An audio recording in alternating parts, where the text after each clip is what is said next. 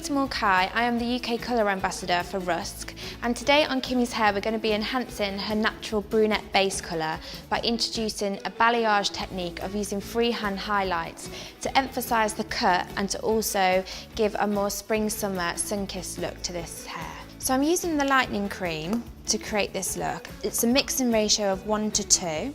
Using 24 with it is going to allow it to lift slowly and will give more of a natural result. I'm literally going to divide the hair into two. Probably want to be working to about 1 inch thickness. So the lightest part of the colour I want working below the jawline, and then I kind of want the colour fade to start from the jaw and from the cheekbones. What I'm going to do is pull the hair forward, work from the cheekbone, and then slightly back comb. What this allows me to do is have a starting point of where I want the colour to smudge from and then work downwards. Get your balayage board, place underneath, and then we're looking at the back combing section. Use a stroking technique, so when you're applying it, you're not working flatly with the brush, you're working on a diagonal. And then as we get further down to the lengths of the hair, we apply a lot more heavily. So you can see with my sections that I'm working to sort of the curvature of the head. And why this is it kind of arcs its way into the back part of the hair, but the main focus of the highlights will be around the front. And again, pulling that section forward to see where I want the lights to begin. So using the cheekbone as an example, just gently back comb, pull back, medium to thick weaves, separate, and then use your balayage board, pop underneath the back comb section, and then from that point, lightly stroke your colour. And then the further down to the ends we go, we apply a lot more heavily.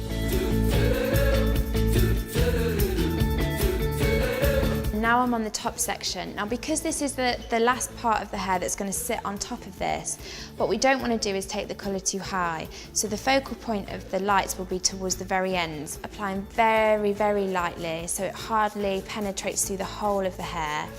And then as we get further and further down, we're just literally going to penetrate a lot more colour on the very, very bottom part of the hair. So what I'm going to do is repeat that exact same process on the other side of the head. So when it comes to the fringe, what we need to do is get enough lights in there to blend through the sides. I'm going to be working on almost creating like a shadow and light effect. I'm going to take the top section of the fringe away.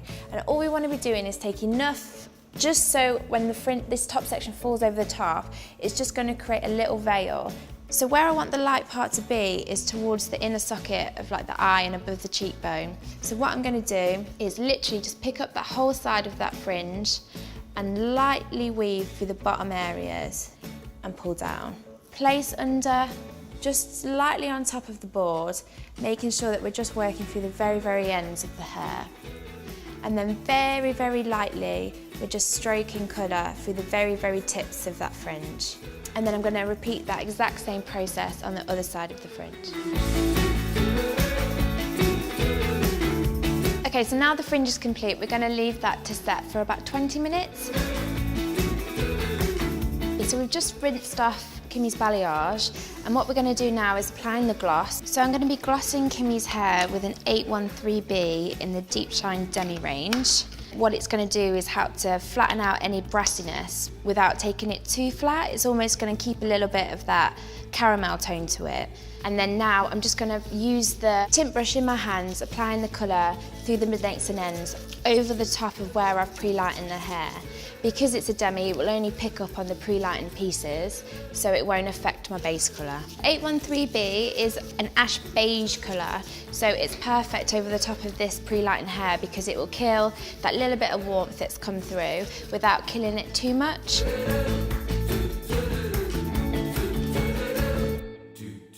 So once that's applied over all the pre-lightened areas, we're going to leave that to develop for about 5 to 10 minutes.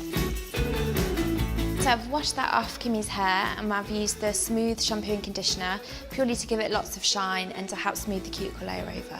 So now she's ready for styling.